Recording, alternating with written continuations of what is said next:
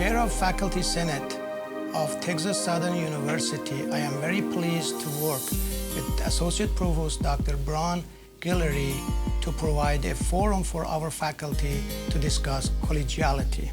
Collegiality allows us to disagree and yet work collaboratively, thereby fostering productivity. Collegiality also encourages us to treat our colleagues the way that we would like to be treated. The word collegiality comes from the Latin collegium, meaning guild, society, community. It first appeared in English between 1885 and 1890 and referred then, as it does now, to a subset of individuals working within a larger group to accomplish a single mission. Historically, collegiality reflected the connectedness that existed among people with diverse roles and diverse obligations around an organizing mission, chief among which was to maintain respect and honor for the collegial body. Collegiality can be defined as the ability to work productively with colleagues, faculty, staff, and students. From a personal point of view, I believe that dissent, debate, and discussion can exist within a collegial framework. Diverse minds will generate diverse perspectives. It is important for us to take into consideration others' ideas and perspectives, even if we don't agree with them. One way to do that is to separate our personal feelings and biases from our professional behavior and to treat each and every one of our colleagues with dignity and respect. Understanding your colleagues and your workplace is highly important with your leadership. It is the intricacies of your workplace, it is the empathy that you show towards your colleagues, and only when they know how much you care will your leadership flourish. Recent studies show that incivility on college campuses is on the rise, and also other studies indicate that Americans consider the issue a very serious one, and they call for collective action to create civic environment.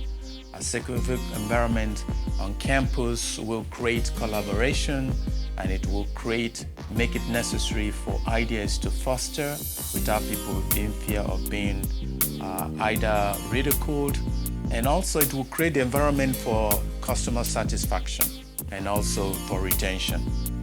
A set of tools that can foster collegiality are social media like Facebook and Twitter. Faculty who reported using social media to communicate with colleagues in the same institution experienced higher job satisfaction, were able to develop professionally faster. That's because we learn much faster in social settings than in professional formal training. Well, with research and teaching responsibilities, sometimes it seems as if there isn't a lot of time to develop collegial relationships. But actually, collegial relationships enhance research productivity. A study of nurses in doctoral programs showed that the nurses with more collegial relationships actually had greater research productivity. Although collegiality is not civility, consensus, or congeniality, these criteria allow and make congeniality or collegiality easier to achieve. What does this mean for our students? How do they learn? They learn in the classroom how to negotiate through a diversity of ideas and discussions. They learn accountability as they work in groups, and they see it manifested in the strength and the cutting-edge ideas that come out of their programs. If we introduce, reinforce, and follow up with these ideas, we produce a productive student, professional, and citizen. In the collegial environment, influence supersedes power and control. This matrix environment requires great influence across divisions of the university. Influence is paramount. It's the epitome of leadership in the collegial environment. Administrative responsibility is for them to open transparent communication, free and fair, transparent communication with the faculty, and by so doing, we'll promote a better relationship between the administration and within the faculty to be able to promote TSU and maintain a better product, which is student training. As such, open and transparent communication is very effective in being able to create a collegial environment And also, if we do that, we'll be able to promote and nurture collegiality at TSU. Those who argue in favor of collegiality talk about the positive aspects such as consensus and collective responsibility. Those who argue against the notion of collegiality talk about the inherent tension between collegiality and academic freedom. They contend that collegiality is a problem, especially in the area of faculty evaluation, where institutions run the risk of evaluating faculty as uncollegial. In fact, they state that collegiality tells us very little about a person's overall work performance. Use conciliatory speech rather than incendiary speech when making requests of colleagues. For example, use "I'd appreciate it if" instead of "I want." Exhibit integrity, respect, professionalism, and consideration in interactions with colleagues. Be willing to give both exceptional and average students the same amount of your time and energy. Be respectful to faculty members, internal and external to your department. And that is collegiality at Texas Southern University. Cross-cultural interactions are fraught with potential mishaps. Collegiality is an ethos shared across cultures and throughout history. Collegiality is often the best solution. I'm so pleased to have had an opportunity to work with faculty on a topic that was of so much interest to them. We polled the faculty and they asked to have a panel at opening faculty meeting on collegiality.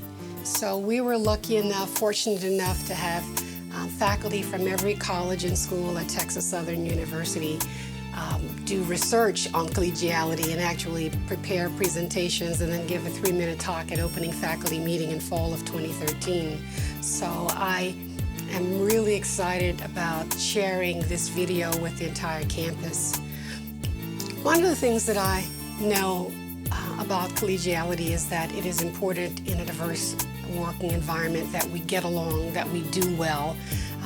There's a saying, be nice, be nice, be nice.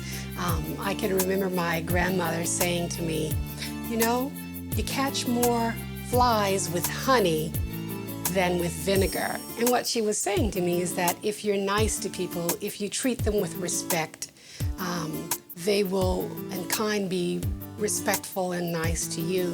And so as we come together at TSU to move the needle, if you will, it's important that we get along and that we share our ideas, but we also have to be respectful if we disagree with our colleagues. I'm also reminded of a message that I've given to my own daughter. As a child growing up, I'd take her to school every day. I'd say, have a good day, learn something new, and be respectful. She used to say, well, Mama, I don't know if I can do all of that in one day, but I'll try. The point is that we have to be respectful, we have to get along, we have to be collegial.